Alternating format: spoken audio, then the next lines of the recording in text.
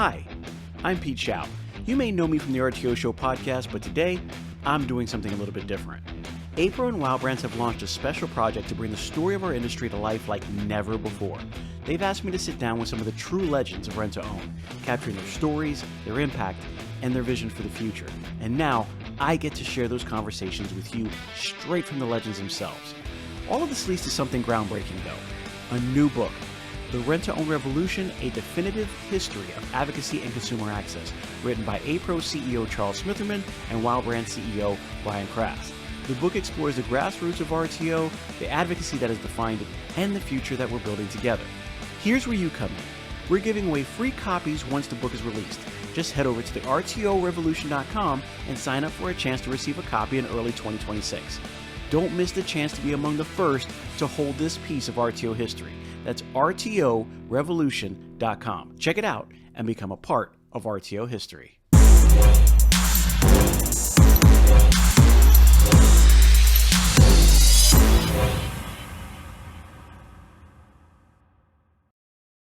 Hello and welcome to the RTO Show. I'm your host, Pete Shau. Today we are talking to another legend, a huge name in the business who's been doing this for absolutely years and years and years. But we're going to go to a different side a little bit. We're going to talk about the TRIB side, the rental industry buying group, with one of the people who's been doing it for, I don't know, almost the longest I would imagine. Dennis, you've been doing this for a long time, right? Yeah, Pete, I have. I've actually been the executive director here at TRIB for 25 years now, actually about 25 and a half. And realistically, right before that, as a buyer out there for one of the rent-to-own companies, we were actually members of TRIB. And I served on the board of directors for 4 years prior to me taking the full-time job here. So yeah, I've been around TRIB a long, long time now. So when we say a long time, we're talking about a long time. Dennis Shields from TRIB, 25 years. I couldn't imagine all the things that you've seen since then. That's about the year 2000, right? That was exactly right. Came here in May of 2000. So talking about the rental industry buying group, this is something that's so important to what's going on right now. It doesn't play any bigger of a role than it does now, right? But what started that? When we're talking about Dennis Shields, we're talking about TRIB, we're talking about years and years ago, there was a starting point. When did TRIB actually start?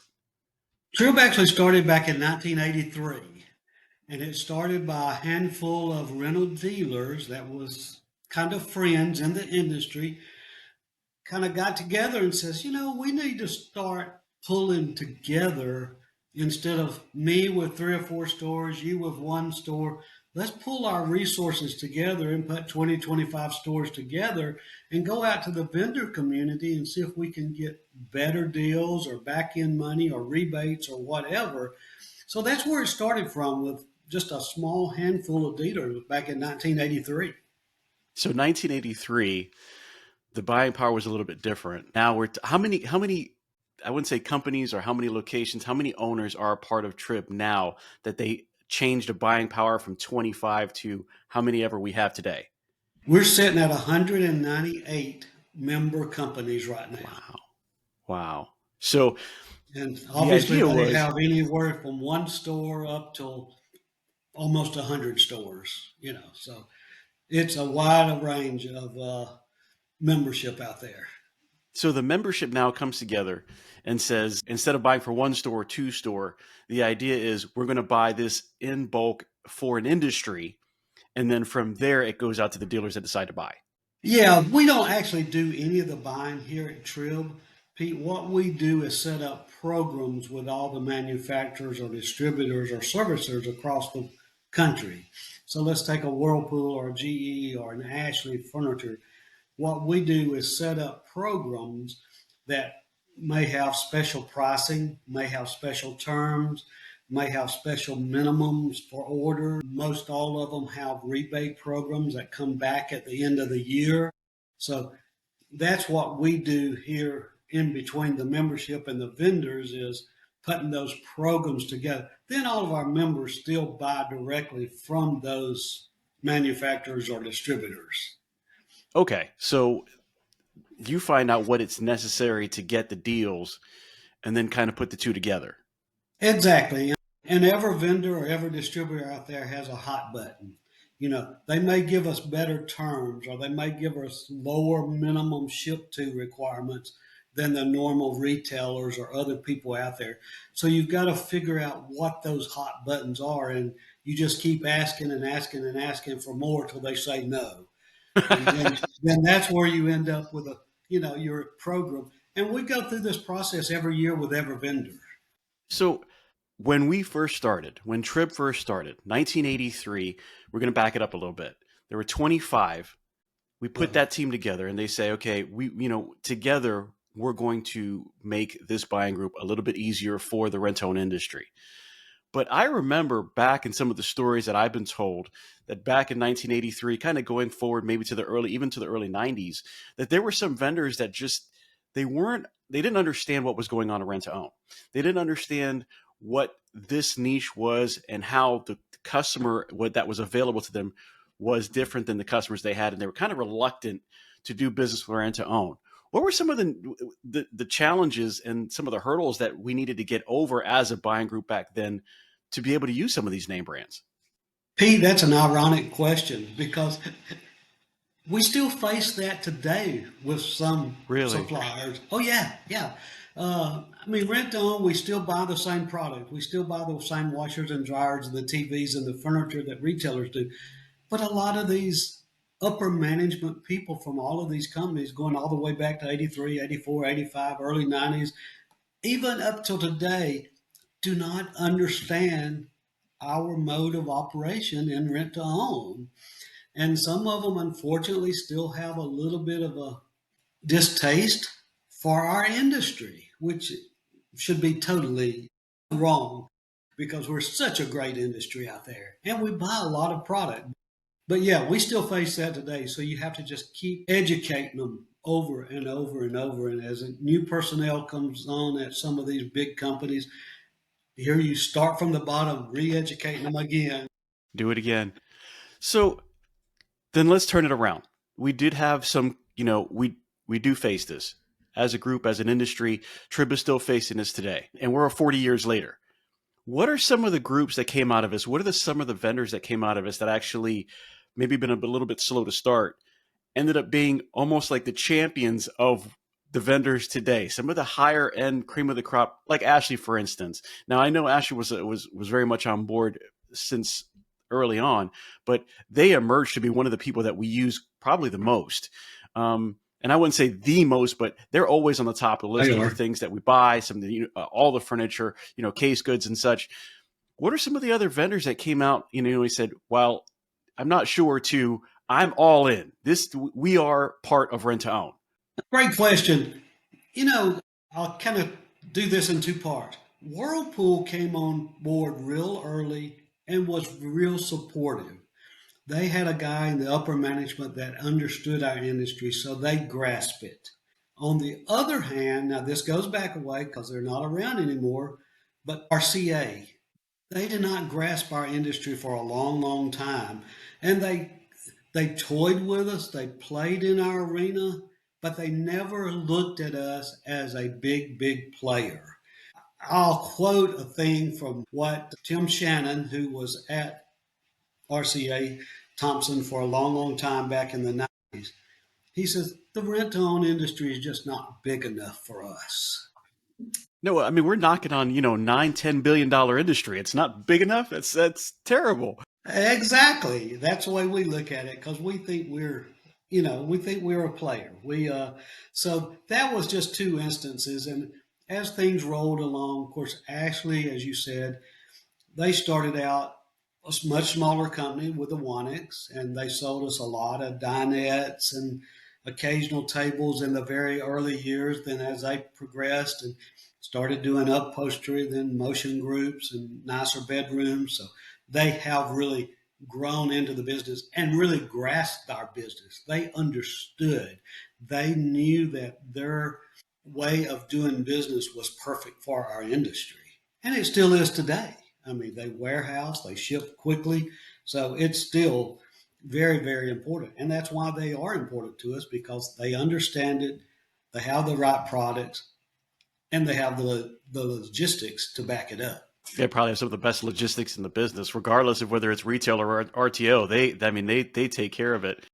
Well, Pete, But I often say about Ashley, they're a great logistics company that just happens to sell furniture. that's exactly right. I agree with you 100%. So going back to 83 and a few years around there, what were some of the first vendors that came on? Some of the first name brands that came on that said, you know what, we're gonna do this with you. Well, Whirlpool was one of the very first ones.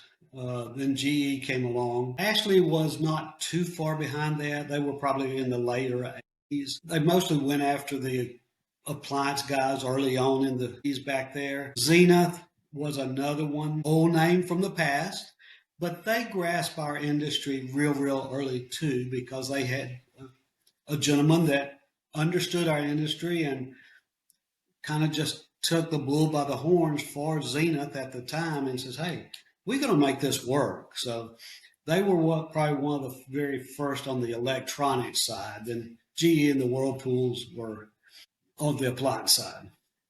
So being an executive, as you're coming through and you're kind of telling us a little bit of history, what were some of the executives that came on before you? Great question. Again, we've been around now, what, 40 years, 42 years. When they first started, one of the founders kind of acted as the lead guy at TRIB for a year or two. Then they hired John Blair, a name that's a lot of people know in our industry. And John stayed around about 12 years as the executive director of TRIB. And he left to go on to pursue some other things. And I was actually on the board at the time he left, and we hired another gentleman to take his place. Didn't stay around long, about a year and a half, 2 years at the most, and he moved on. And that's when I came into the picture as the executive director and the board. At the time, I was actually off the board. I'd served my 4 years. I was off the board at the particular time there. And that's when the board chased me down a little bit and said, "Hey, we need some help. And would you be interested in coming on board with us full time?" So that's where the history started back in 2000. Well, to be honest with you, to tell back a little story is that I started RTO in the year 2000. And by the time I find out, when you first start, you don't know what's going on. You first come on, you got to learn, you got to train, you go through some positions. By the time that I had even known what anything was going on, you'd be the only person I've ever known of.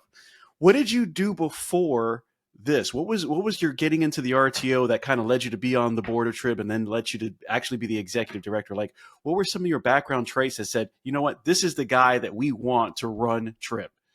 I started in this industry in 1986 when I was with. Let me back up just a little bit to kind of tell you where this all started. Right out of college, I went to work for our little local community bank in North Georgia. Stayed there 8.5 years, was upper management at the bank. Left the bank, me and a partner, we did a couple of things on our own, a couple other businesses. Did okay, had fun, enjoyed it. But I got to a point I thought, it's time to kind of get back into the real world, the corporate world, and work for somebody. So this rent-to-own company was coming to Rome, Georgia, to open a new store. So this headhunter that I was working with contacted me and says, "Hey, would you be interested?" I didn't know what in the SWAT RTO was or rent-to-own was. So I had to do a quick education, did a couple of interviews. They liked me. So that started my career. They hired me, gave me a 3-week crash course in managing a store and running a new store. So we were off and running in Rome, Georgia with a new store there in 1986. So that started my career. I was acquired twice in the first 2 years, then Wow. landed with a company. Then I stayed with them for 12 years before coming to TRIB here. So I actually been doing this, and I went from a store manager to a multi-unit manager to administrative in the home office to becoming the buyer of one of the bigger companies at the time. So you've seen it all from the bottom to the top. I've seen it all. I can sit here and talk card closes and deliveries and everything as good as anybody. That's right. Well, so going back that far, we weren't initially in the mindset of some of the vendors. It was just an avenue that they went down. Some, as we'd already talked about, didn't really understand it, and some kind of went with it. As far as rent to own is concerned, because you do understand the other side of it, the operation side of it, we're a little bit different, right? Sometimes the warranties on those items are a little bit different because you're usually thinking this is one person. One person comes in, or one family, or whatever the case is, they come in, they buy it, it's theirs. This is a whole different situation. How has the warranties changed from back in the beginning to now to allow us to be the rent to own industry that we are now and kind of service these as opposed to the warranties that back then? Has there been a lot of change? There has been, and it has gone from okay to bad to really good, depending on the products. Pete, we've had vendors out there that would say, yeah, we'll sell you the product, but there's no warranty on it because it's rent to own. And we say, no, wait a minute. Hey, we own that product till the customer finishes paying out the contract.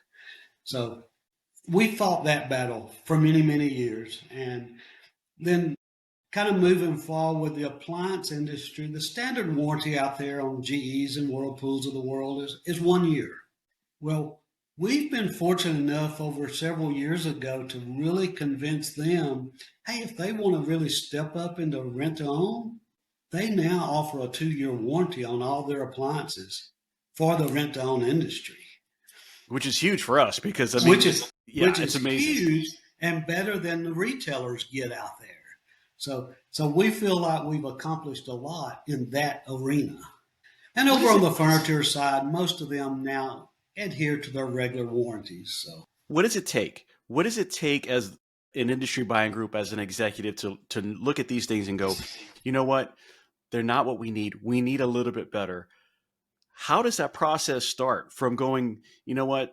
We're looking at these warranties. We're a little bit different in our industry. We need more, and then talking to whoever it might be, and then getting it implemented. Are there certain steps that you take to get that done?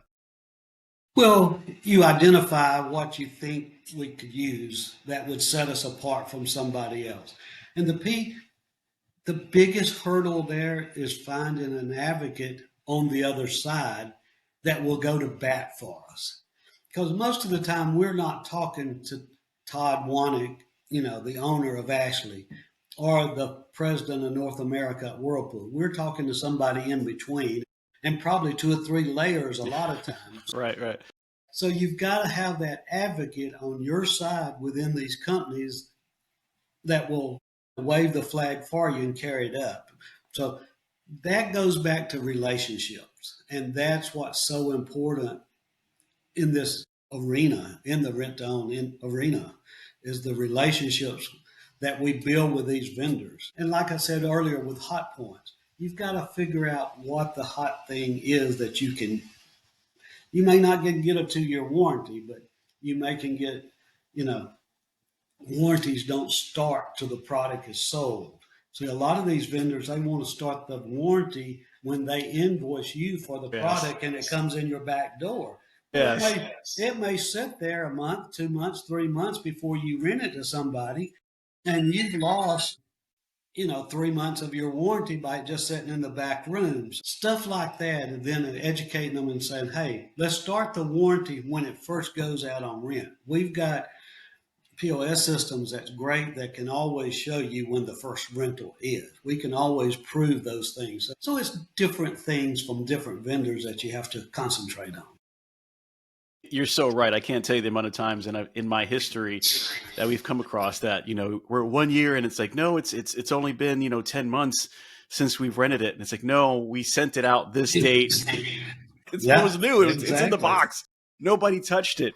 And sometimes we come across those things and you never realize there's a backstory to that. And how do we get here? How do we get to fight for that? How do we change those rules and those regulations as pertaining to rent to own? Because I mean, it takes a starting point, but it takes a time to say we've got to get beyond that.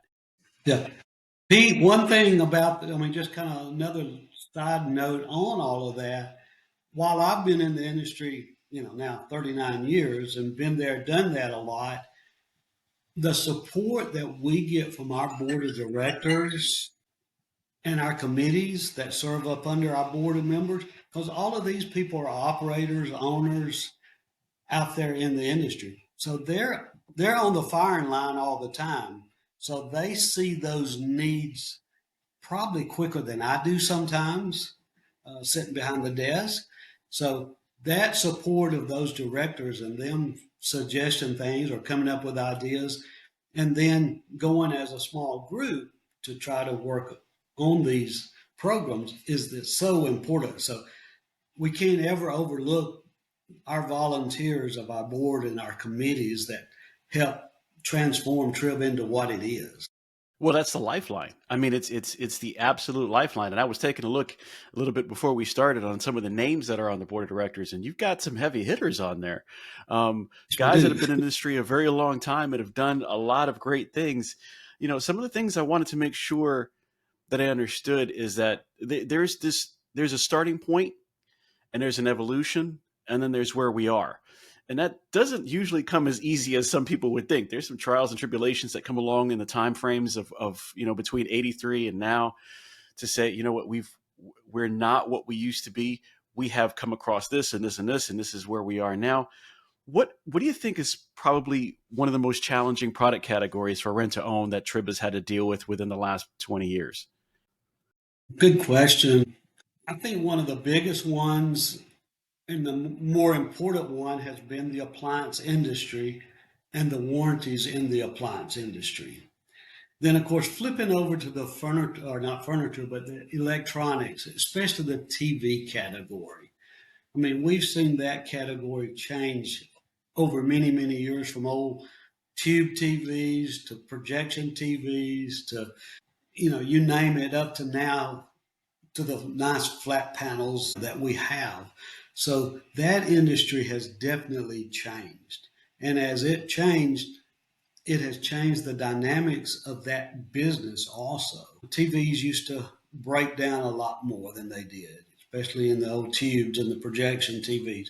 Now, flat panel TVs, they don't break down much. So we've seen that TV business certainly change because of the new technology and pricing also, but basically the technology that's out there in TV. So that's probably been the biggest evolution of any product category. I mean, appliances, yes, while they get better technology and some of the nicer, your opening price point washers and dryers are still pretty similar to what they were 40 years ago. So that has not evolved as much as the TV business.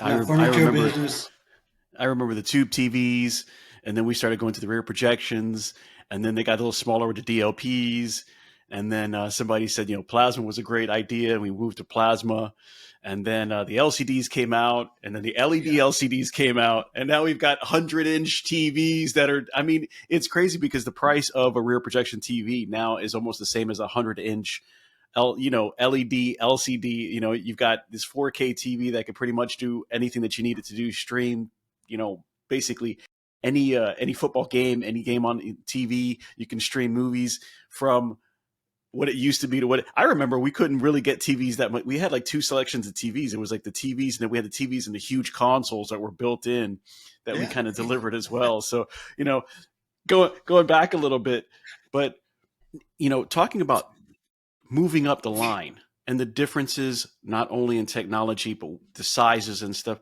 How is how has technology made a difference in the world of TRIB and the difference between the vendors and what we do now? There's a lot more technology involved. How has that affected how things have worked at TRIB and our relationship with our vendors?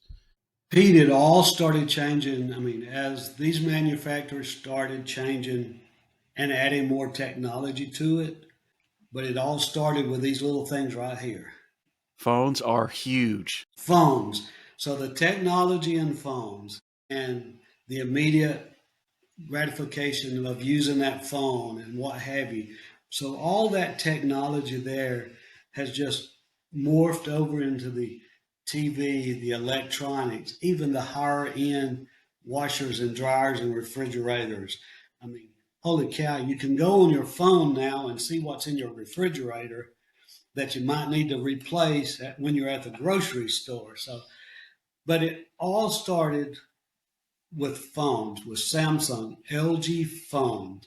And then that's what the younger consumer was used to.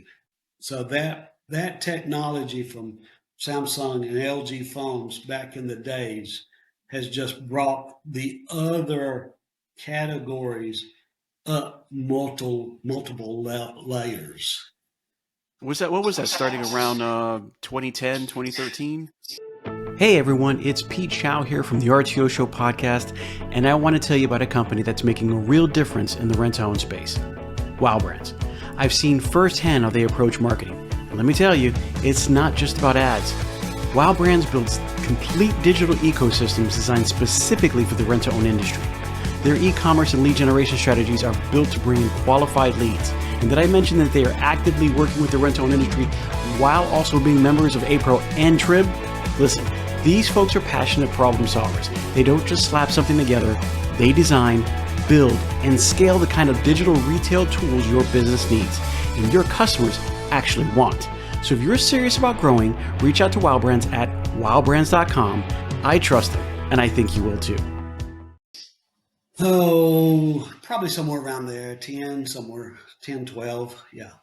So, I mean, there's an obvious evolution that I couldn't even begin to understand. I mean, the differences and all the changes. Has our relationship with vendors changed throughout these last 40 years that have become to a point where on the other side that they decided rent to own, or they were in rent to own, they decided they didn't want to be in rent to own? Where are some of the trepidations that they have? What do you think is causing them or some companies to say, I just don't think this is for us. This is not our direction. Most of them has, on the appliance side, most of those people have stayed pretty true to the rent to own and care about it and really buy into it. The electronic side, while we have great relationships with the product from LG and Samsung, we now don't have the great relationship with those companies at the top. They have elected to go away, and it's fine, it works perfectly. But that's why our distributor community has been so important now, because all the major electronics people, they don't really want to ship 6 TVs at a time or even 12 TVs or one pallet at a time.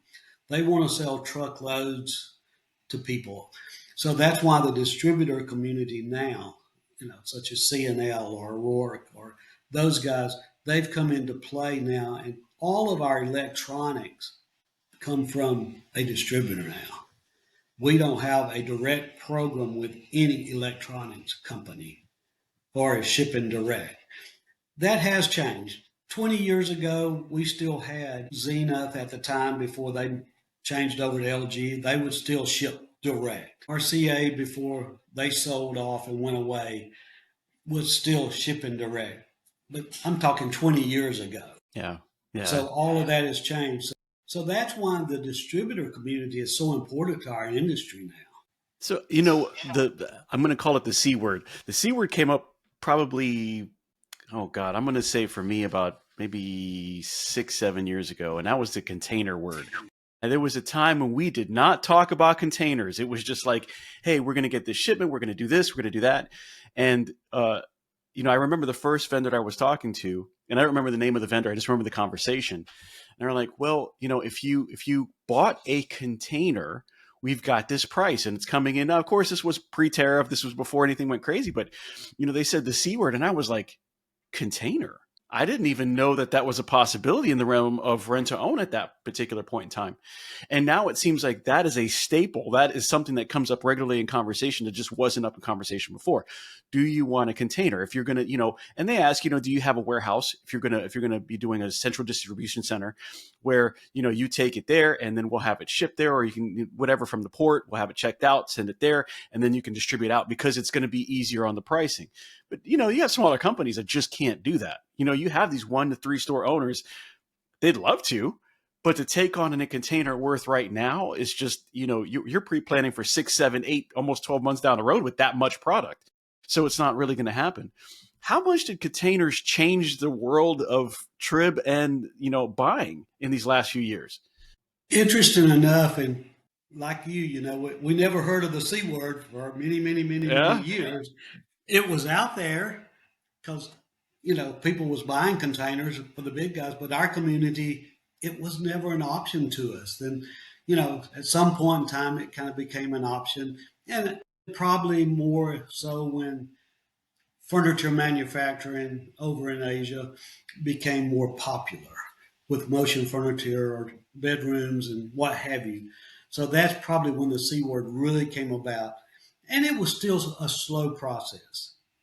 Like you said, if somebody had a warehouse, they could do it. The biggest problem with containers then, and more so now than it was, because back in the earlier days with containers, yeah, you got a price that was very favorable, and you could almost count on a delivery within a certain time frame because things were pretty consistent back then.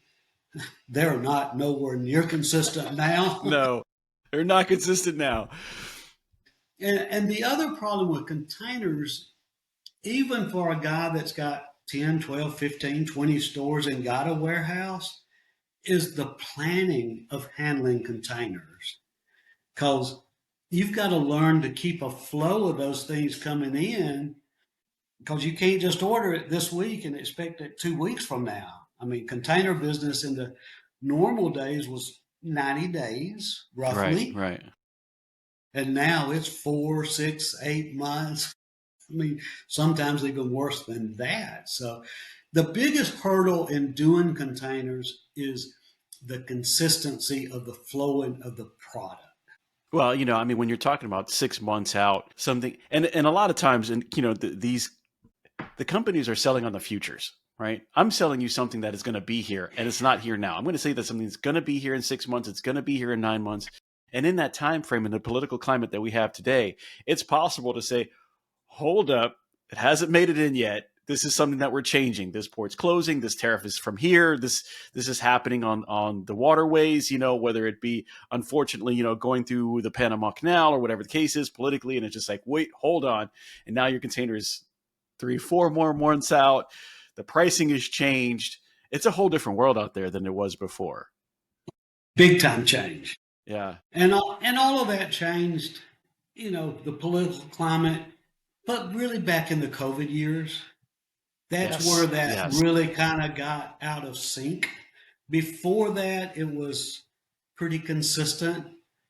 Then all of a sudden, in the container business and the COVID years, it just got out of sync, and it's never come back Yeah. to Yeah. Well, I normal. think it's changed the world. I mean, COVID has literally changed the world. And I would say rent to own before then, considering where I thought it was, and then afterwards, like you said, the phone situation. There's a lot more ordering on the phone. There's a lot more online. There's a lot more online traffic, period, than there was beforehand. And it wasn't that, the internet wasn't as important or just wasn't happening. It was just back then it was just more common to walk into a store and take a look. And now it's like, you know what? I've just gotten used to sitting on my sofa. I've gotten used to being involved in something, whether I'm at work, whether I'm busy at home taking care of the kids. I have this ability to kind of search 3 or 4 showrooms in the next 20 minutes without stepping foot in my car.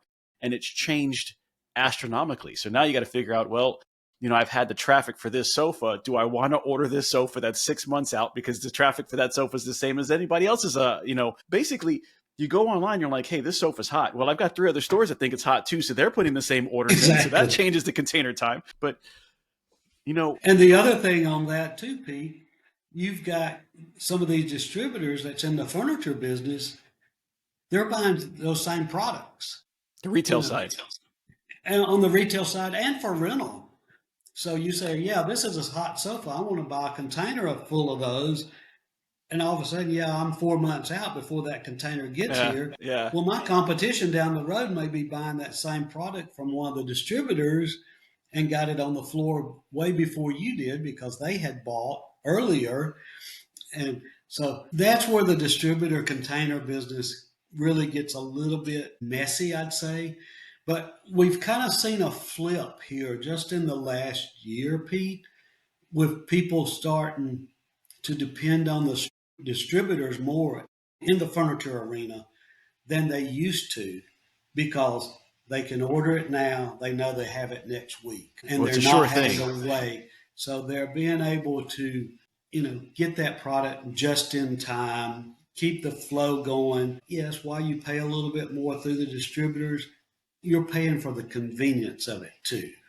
So we're seeing less containers being ordered and more people buying through distributors on the furniture side now than we have in the past several years. Talking about distributors, what's TRIB's relationship with the distributors? Has it always been the way it is now, or did that come into sync over a period of time? For the most part, the distributor community came into play with us really about 20, 25 years ago, to be honest with you. As some of these electronics distributors started pushing their products into distributors versus shipping us direct. Of course, one of the appliance brands out there, Crosley, they've always been a distributor focused company. So all their product come through distributors. So that distributor community has always been out there. Well, and what that distributor community started seeing as they were selling Crosley appliances to us, well, wait a minute. These guys also buy TVs, they buy furniture. So you started seeing them expanding their offers, which helped a whole lot because somebody now can buy from the distributor and buy a couple of appliances, a couple of living room suites, a bedroom suite, what have you. So the distributors have really become a very important partner of ours. I agree. And of I course, agree 100%. So talking about what we were came from to where we to, the idea of the vendors, the distributors, the evolution, the technology, what do you think got some of the vendors to understand that, some people with either not favorable credit or no credit at the time went from I don't know if that's what I want to do to that's an entire industry that I want to support. What made them change their mind throughout the years? Now I know that TRIB has played always a big role in that, especially with some of the people that are on their board that I've seen that will advocate for the business. And John Blair is actually a huge part of this show. Actually, he's somebody that reached out early on, and I love him to death. A great supporter. But like, what do you think was a turning point for some of them to go? You know what? We've put this out there as this is not as favorable as we think, to realizing if we help this industry grow, we will grow with this industry almost hand in hand. Like you said, Ashley, I mean, it's one of those things where they started on early on and look at where they are now. I mean, there's a showroom on every corner that you can see, every showroom that you go to. And it doesn't matter which vendor that you are. It doesn't matter which rent-to-own dealer you are. Almost every rent-to-own dealer has got a few Ashley sofas right when you walk in through the door. They've got their case goods. They've got their dining rooms, their bedroom sets. I'm not saying that they're the only brand, but I don't care which rent-to-own store you go into. You're going to see an Ashley product in there. In those situations, what made you think they went, you know what, this is going to be a very sketchy call to let's feed them, let's feed the beast? Pete, it goes back to some of the people that was involved in TRIB, whether it be, John when he was an executive director here or on into my tenure here, as well as some of the board members, just keep pounding on some of these vendors. And then these vendors starting to see success of their own or the success of some of their competition. And all of a sudden, somebody wakes up and says, well, gee whiz, we've got this little company down there, in Southeast United States that's got 40 stores and they're buying a lot of product at the end of the year. Maybe we need to start paying more attention to this. So it's just been an evolution of people seeing success, whether it be internally and then they say, yeah, we got to grow this better and bigger, or seeing competition grow. Interesting enough, and it still is somewhat, a lot of these vendors are pretty close friends and they talk, so they kind of know what's going on and they feed off of each other. And that's one thing about this industry that's been pretty good is people sharing of things. You don't find that out there in the retail industry very much at all. No. Well, speaking on that, I wanted to kind of shift gears just a little bit. Meeting of the Minds is something that TRIB puts on every single year, usually in February, correct? Late February or early mid March, yes. So Meeting of the Minds is a TRIB idea or a TRIB situation that comes apart every single year. It comes in annually. What is the idea that TRIB put this together, and what was the thought process behind it for the rent-to-own industry? Well, first and foremost, it was Meeting the Minds was a name that came up later in the years. We've always had our annual convention Okay. for TRIB, from the very get-go almost. But the main focus back then was getting the vendors in front of the members with their product and talking about products. Well, as things grew, education became more important. Seminars become more important. Then somewhere along the line in TRIB, we started having just some little small meetings of 20, 25, 30 people. We would come together for a day or day and a half, just in a hotel room and sit and talk. Well, there's where Meeting of the Minds was born. Okay. So then it just kind of evolved. Okay, instead of having two little separate meetings, let's bring this whole thing of our Meeting of the Minds, sharing of ideas, education, all into the convention. And then it became TRIB, Meeting of the Minds, and Annual Buy Fair. Well, I love the idea having a lot of people come together and share their thoughts, regardless of the situation, whether it be TRIB, whether it be the reasoning behind it, whether it's buying, whether it's sharing, whether it's understanding the industry, it all pushes us forward. And it's a great idea. I love the idea. Pete, having people in a room talking about what's going on in their stores or their company or in their area of the country is so valuable.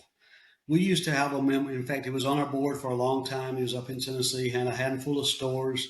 And one of his famous quotes, and I still use it a lot, he says, if you'll go to a meeting, keep your ears open and keep your eyes open, there's no way you can go back home and not benefit from the meeting you were just Absolutely. at. You always Absolutely. pick up something while you're there. And that's why I don't understand sometimes us not getting more and more attendance at our meetings. I mean, because you can still teach an old dog new tricks in this industry, especially in the marketing arena. I mean, that has changed, as you know, so much in the past several years. Huge, huge. A lot of that stuff just goes over a lot of our heads, but we've got to adapt to that. So these meetings at Meeting of the Minds or at RTO World, that's where you pick up and learn what your friends are doing. So coming through this, we have Meeting of the Minds now, right? Now or at least we're calling it Meeting of the Minds. We've been doing this for years. We have Meeting of the Minds. When did the vendors start getting involved? I mean, there are times when you have vendors putting on their own meetings and they're kind of talking about their side of the fence and what happens, or their furniture or their product that they're kind of talking about. They've also gone to DC as far as LegCon is concerned, where APRO's getting together and they're advocating for the business. Like, I don't know if that happens in other industries, but I can tell you that just seeing them on this side of the fence and going to DC and advocating for the business is huge. Where did that come from? When did the vendors start becoming those champions for rent to own? So long ago, to be honest with you. Really? Probably APRO has been going to DC, I don't know how many years, but a long, long time. In the earlier years, we didn't have vendors showing up in Washington. I mean, I can remember some of my earlier years when I was there, we didn't have any vendors supporting us. But it goes back to these relationships and people that are interested in our industry and grow in our industry. And they see the importance of it. So now that's why you see someone from Ashley's usually there. You see other people that's involved in our industry there because a part of their business depends on the rent-to-own business. So that has really picked up, I'd say, just in the last few years, Pete. I mean, I've seen it. I've only been to LegCon these last couple of years. So it's been something new for me, and I've seen some of the vendors going, and to me, it's just shocking to see they're a part of it. Again, going back, the years since you started being the executive director over there, just that correlation of where it's been and now how we've kind of come together as a unit to advocate for the RTO industry is pretty great. I would love to see more of this happening, and kind of the thought processes of what can we do together, Speaking about together and their involvement, Is there anything that you can think of in the last, let's say, 40 years that was made or changed specifically for the rent to own industry because of the standards that we have versus the retail standards? I don't know, Pete, of anything that was outside of some audio product that was specifically built for our industry. I can't think of any. On the TV side, TVs are TVs. I don't care if it was tube, or projection, or up to the now the big flat screen. Um, Appliances, not anything particularly for our industry. But audio, yes, there was some things, in the past that was built, and I think still are a little bit built for our industry. And one of the newer things now, and I don't say it's built just for our industry, but it's become a huge part of our industry, and they build it to specs that people want, is gaming computers, Well, yes, absolutely. desktops.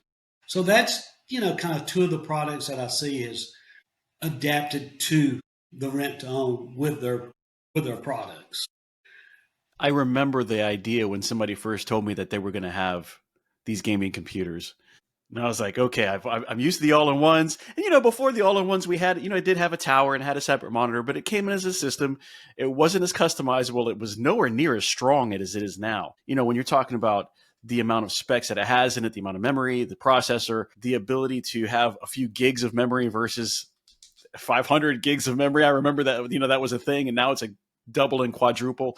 The speed, the NVMEs, the size of the monitors have absolutely grown from, I remember, you had a 15-inch or a 17-inch monitor, and a huge monitor was like a 19-inch monitor. And now it's like they come with standard with 27-inch monitors. So you have the wide ones that are, like 32 inches wide. And the video cards that can actually play something at 4K resolution and maybe a little bit higher, depending on what you're playing and what you're gaming with. Some of the laptops that came out, I said, it's a laptop, right? Now it's like you got these 17-inch Alienware laptops or MSI that come out, and you're like, what is this? And it's packed in this little shell. But the computing power is ridiculous. Watching those come out, from where it used to be to where it is just amazing. Yeah, And and to see how ironically, going to use them. yeah, ironically, our consumer that's coming into the stores for gaming computers, they know what they're doing too. Oh, yeah. They want those heavily spec machines. So that's why people's got to buy those. That's built for that, because the consumer, even in the rent-own store, they know what they're doing with that product. Well, those AAA games, they're not easy. You're not just going to stick that in anything and it's going to play right. It takes a machine, it takes a rig to run it. And boy, you're right. If they walk into the store and you don't have the right one, they're going to tell you. They'll almost educate you on what you don't have right. It's Exactly, crazy. they will. Sometimes they're much more educated than our salespeople in the floor. So for somebody that's coming into rent own today, somebody that hasn't been in the rent own for years and years and years, somebody that's coming in kind of on, in the last few years, what would you say to them about the necessity for our vendor relationship? Somebody that's new to our industry, or maybe not new to the industry, but somebody that's come up through the ranks, let's say, Correct. a store manager, multi-store manager, and put some money back, now got some money, and maybe parents are helping them, or got banks, that's willing to help them and can go open a store or two stores. The biggest thing I tell people in that scenario, pick the vendors you want to do business with, get your account set up with them. And there's two things that's important: communication with that vendor of whatever is going on, and then taking care of your obligation. Agreed.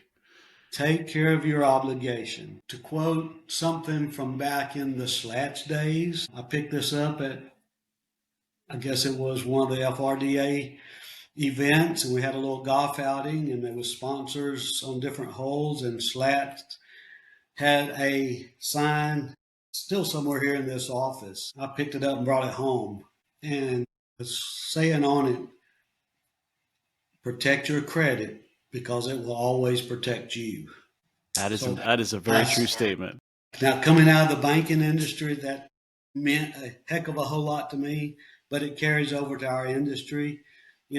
Whether you're a consumer or whether you're an owner paying vendors, take care of your credit. It'll take care of you as you move on into life. So that one stuck with me for a while. Well, I would say words of wisdom. Dennis Shields, I really appreciate you being on the show today. I mean, understanding what TRIB does and understanding the relationships what the vendors have done for us, what we've done to get the vendors to understand our business, where we've come through and where we've been through in the last 40 years, 25 under you and executive director of TRIB. How long are you going to wait? Last thing though, how long are you going to do this, Dennis? I know there was a question out there. Somebody when is Dennis going to, decide that it's time? And I think Dennis was like, I'll be here till the wheels fall off. How long is it? When do we go? When can we say the era of Shields is done? Oh, Pete, I don't know. There's no set timeline on that. I've been here 25 years, as the executive director, and been in the industry now 39 years. I still think I'm about 55 years old. I'm much older than that, obviously. But, there's no certain timeline, but the board and I, for many, many years, have had this kind of understanding, and there's three things in play. As long as the board wants me here, I'll continue serving. As long as my health is good, I will continue working. And as long as I'm still enjoying what I do.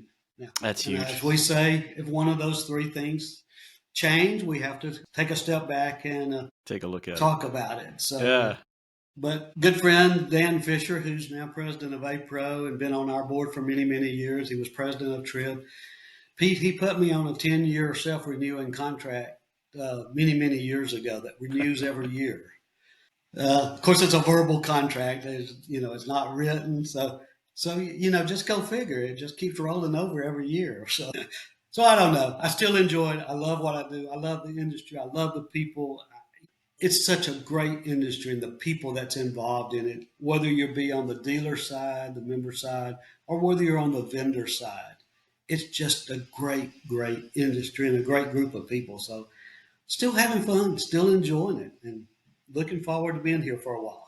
That's it. Well, that's great news because you've been doing it for a long time, and that's experience that we need right now. Guys, appreciate you. Dennis, I appreciate you being on here. Dennis Shields, the executive director of TRIB Group, their rental industry buying group. Listen, so important. I'm so glad you guys have stayed with us today on our Legend series. If you have any questions, please hit me up. You're more than welcome to hit me up at pete@the RTOshowpodcast.com. Just send me an email if you have a question for TRIB. You're more than welcome to send it to me, and I will pass it along. If anything, Absolutely. we'll have a part two. If you want to see what's going on with the RTO show, go online, www.thertoshowpodcast.com, or you can hit us up on social media. We got Facebook, Instagram, LinkedIn, and YouTube where you're going to see this. Dennis, I appreciate it as always, and I will tell you guys, get your collections low to get your sales high. Have a great one. Thanks, Pete.